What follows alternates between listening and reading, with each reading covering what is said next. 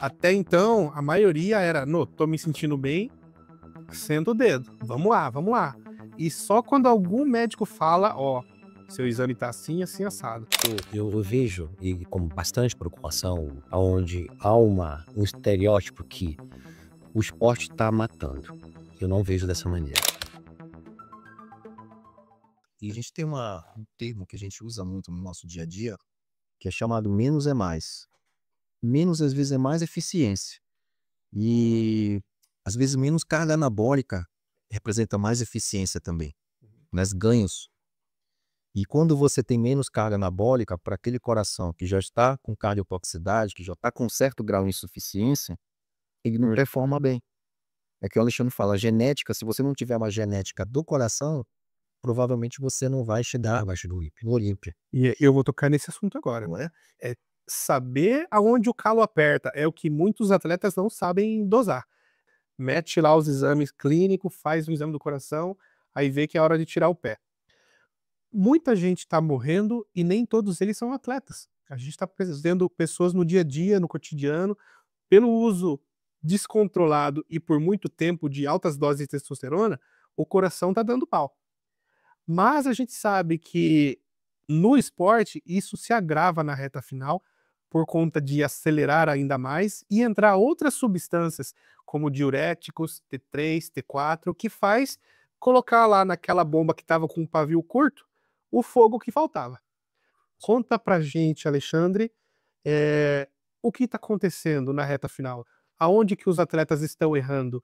O que está acontecendo aí no abuso de pré-treino, energético demais para a cabeça, T3, T4, diurético, que antes era usado só um cheirinho, um pouquinho no último dia, tem atleta que está usando 7 dias antes com força. Conta pra gente esses erros que estão inflamando ainda mais os erros da preparação. Eu vejo, e com bastante preocupação, isso eu comecei até com o Tami, né? Onde há uma, um estereótipo que o esporte está matando.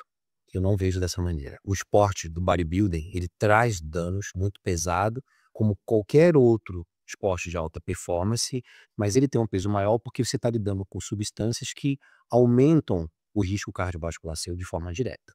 E aí onde nós estamos discutindo, onde quem decide isso é o paciente, não somos nós médicos. Nós temos a função de não passar a mão na cabeça dele, não deixar tudo no mar de rosa e sim abrir a caixa de Pandora para ele e falar assim, olha, você é atleta, você é usuário, você está predisposto a isso. Você quer entrar nisso aqui? Você tem certeza que esse é o teu caminho? É isso que você está disposto a pagar? E tem coisas que a gente não vai conseguir mensurar, como por exemplo os infartos trombóticos. O infarto agudo do miocárdio de origem trombótica, você está colocando uma substância, um éster, um isômero de testosterona, não existe testosterona bioidêntica, aonde essa substância em contato com na corrente sanguínea, quando ela entra e há essa absorção, você pode desencadear uma série de reações, para que não fique muito termo, onde aumenta essa viscosidade desse sangue, há uma maior tendência a trombos, trombos se emboliza e essa embolização pode chegar ao infarto embólico. Ah, esse infarto trombótico normalmente são em pacientes mais jovens com menos de 40 anos, tá certo? E o que de fato isso tem uma correlação direta? É onde o Tamil Shige diz, há esse dito que há uma exigência por parte dos gestores dessas grandes federações, onde eles exigem o físico cada vez mais, e há uma relação de maior carga anabólica. Eu não quero entrar nesse assunto, porque isso não cabe a mim. Eu sou cardio do esporte, eu não sou coach, nem sou treinador, não faço prescrições de uso de anabolizante, mas o Tami mesmo diz que não é a necessidade de mais anabolizante que vai fazer com que você chegue ao Olímpia ou seja muito menos campeão do Olímpia. Uhum. Ele fala muito isso. Então, aí onde eu falo que a genética tem importância genética osteomioarticular, a genética justamente da micro e macrobiótica intestinal e principalmente, foi o que o Dr. Oliver falou, a genética cardiovascular. Porque o coração é o mandatório nisso. O coração que vai gerar e vai proporcionar essa energia, vai desencadear a relação entre coração, músculo, pulmão, que são as vias metabólicas, que são responsáveis pela sua performance. E não existe atleta sem performance.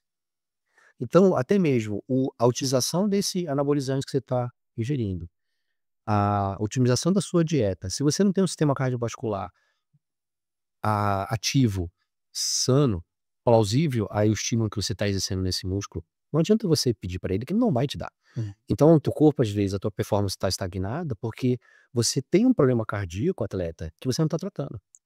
E que talvez seja isso que está fazendo com que você A maioria não está tratando e a grande maioria não está nem vendo, porque são raros os que estão fazendo os exames cardiológicos. Não consegue estratificar qual é a situação dele. Então, às vezes cura. Começando hoje, digamos, no universo, mas não fez um exame prévio, que seja um exame básico, ou até mais um avançado, ou seja um painel genético. de painel genético. O meu exemplo, por exemplo, Wilde, eu tô competindo há 5 anos. Eu fui fazer o meu primeiro exame cardiológico com você o ano passado. Ano passado. Então, 4 anos eu estive às cegas. 2 anos já, né? Então 4 anos eu estive às cegas. Sendo que o ideal já era no primeiro ano tá fazendo. E tem atleta que tá há mais de 10 anos competindo, não fez nenhum. Como é que tá o coração? E o modelo de desidratação que é estabelecido hoje, ele deveria ter uma análise prévia da condição cardiovascular desse atleta. Será que ele suporta essa depressão nesse nível avançado, Aí é que tá. tá? Então, e o estudo fala sobre isso. Para segurança, entende? Então, se você tem um atleta que tem um coração preservado Desidratação. e ele chega a um ponto que tem ele ao longo do tempo, ele avançou para um coração que já tem risco, que já tem uma insuficiência, que já tem uma classificação e uma estratificação de maior risco cardiometabólico. E você depleta ele a ponto de ter uma hipocalemia, uma diminuição de potássio, ainda entra um T3, que causa arritmia também, em um coração já doente, você tem ali a fórmula para o quê, Alexandre? Diz aí. Morte súbita. É um ataque à arritmia maligna que você vai fazer, inclusive no estudo esse que agora publicado, robusto, né, eles verificaram que dentro dessas 161 mortes, 103 foram por mortes súbitas. Dessas 103, 88 eram de origem cardíaca. Olha só. E foi confirmado no laudo patológico que a área de necrose. Então essa área de necrose, a probabilidade de taquiarritmia, que foi o desfecho final dessa parada cardíaca, cardiorrespiratória dele, é quase 100%. É preditivo. Isso a gente coloca no atestado, né, de óbito, necrópsia, justamente sobre isso. Porque quando há necrose e a área é maior do que 15% ali desse grupo de espírito, o risco de taquiarritmia maligna é altíssimo, pessoal. Então, o atleta ele tá tão às escuras e o que a gente quer tirar é essa escuridão de vocês, tá? Para que vocês entendam, e estão assistindo a gente em casa. É tirar isso e colocar na cabeça de vocês que os exames fundamentais, básicos, eles são importantes, sem dúvida nenhuma. Só que eles não vão te dar o estadiamento do fator de risco desse damage control e nem muito menos em prevenção. Num cenário onde falar em prevenção é até conflitante, né? Onde aí eu, Luciano, eu tô Ward, a gente recebe muita pancada, porque dá para se falar em prevenção se você tem exames específicos. Dá para se falar em pré-disfunção diastólica. Dá para se falar antes de desenvolver uma doença que é de 5 a 10 anos no coração, com exames apropriados. Então, o que a gente precisa é massificar isso, elevar isso às pessoas e colocar na cabeça de vocês que o esporte bodybuilding é um esporte que não é barato. E que muitos atletas com autoridade falam sobre isso, porque eles sabem melhor do que ninguém o quanto se gasta o atleta por mês, e essa conta tem que incluir análise disso daí. Até mesmo desde de um exame laboratorial, até mesmo um painel genético, porque hoje a gente tem possibilidade de fazer mapeamento genético cardiológico, descartando justamente a predisposição a taquiarritmias malignas. E se você está adentrando num cenário onde o risco de taquiarritmia pode acontecer pelo próprio uso do anabolizante, pelo processo de desidratação severa que você vai, porque você não é um ser normal, você é um ser anormal. O bodybuilding, ele é um ser anormal. O que vocês fazem no último mês de preparação é surreal. É surreal. É levar literalmente ao extremo Extremo. todas as variáveis humanas. Isso. Então, se você tem a estratificação de tudo isso, que é essa palavra que tanto o áudio fala, estratificação. E isso é muito importante porque a própria American College, a European Sociedade Brasileira de Cardiologia e de Cirurgia Cardiovascular, todas elas corroboram que a medicina tem que ser baseada em evidência, graças a Deus. Quando surgiu os guidelines, desde 2016 para cá. E eu só consigo fazer essa evidência, essa eh, essa maior acurácia se você individualizar e estratificar no paciente. Sem estratificação, eu não consigo fazer isso. Aí eu não consigo evidenciar. E aí onde tem toda a chama, e aí onde surge justamente para corroborar uma plataforma de ensino que é a Doctor Coach, que eu queria, Luiz, eu vou dar uma eu queria que você falasse Eu resumo de forma muito direta o que é Adopt Coach, porque você resume muito bem e dentre nós 5 você é o melhor que Porque assim, a gente fala de estratificação, fala muito termo técnico, né? Quando a gente diz assim, Adopt Coach tem uma missão, que é levar o olhar clínico do coach para o fisiculturista. Isso que eles não conseguem, que a escola de medicina trouxe pra gente, para que ele possa olhar nesse ponto também, ter essa visão.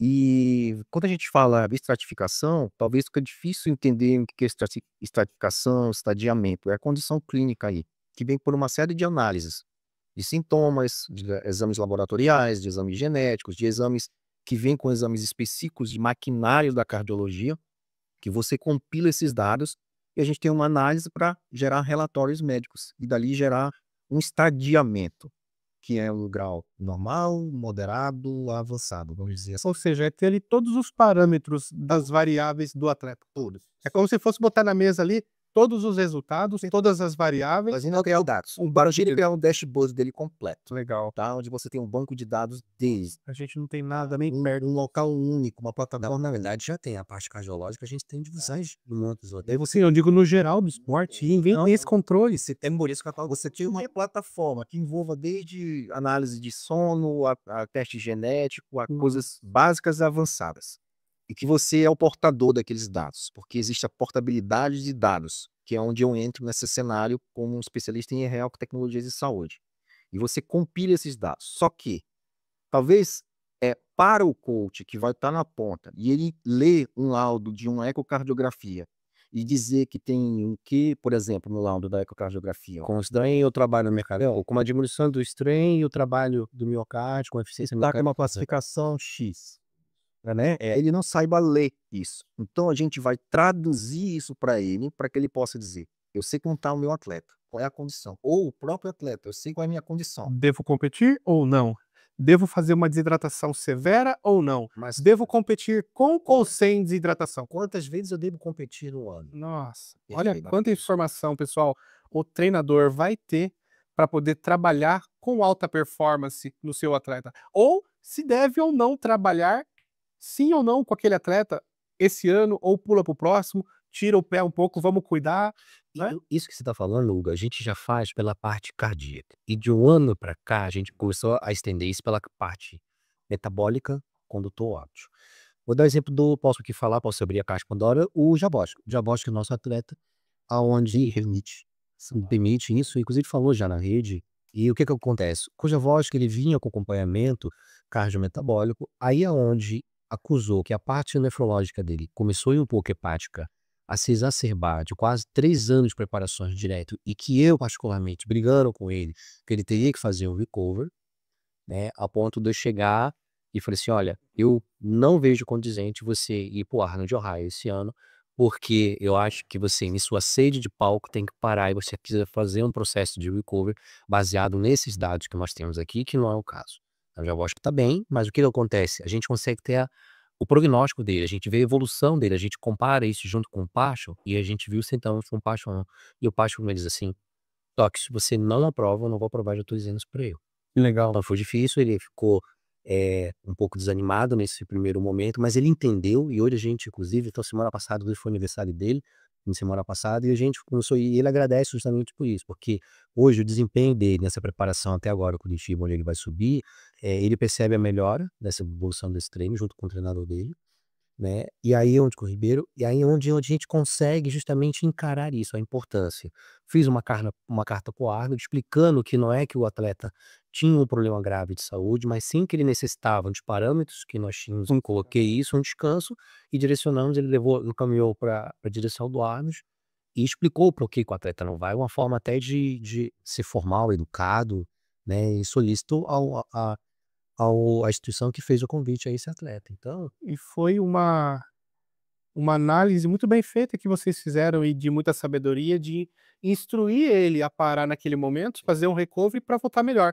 Resultado disso, eu comprovei.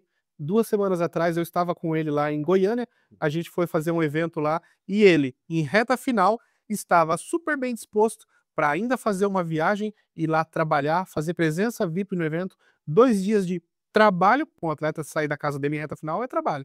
E ele estava lá super bem disposto, alegre, falando normal, treinando normal, comemorando o aniversário com muita tranquilidade, e agora a gente vê um Javorcão muito mais saudável, performando mais no treino e tendo uma finalização muito mais suave e tranquila, sem estar pilhado, sem estar estressado, sem estar ofegante. Eu vi ele lá em pé, normal, dormindo bem, ou seja, ele estava lá voando alto na preparação e agora ele está pousando lentamente até o dia do palco, sem manobra radical, sem manobra de emergência. E aí a gente percebe que esse é o melhor dos cenários para um atleta profissional, ter a tranquilidade do pouso. Da melhor condição. Esse é o trabalho, da importância que a gente tem com os treinadores, com os coaches, esse link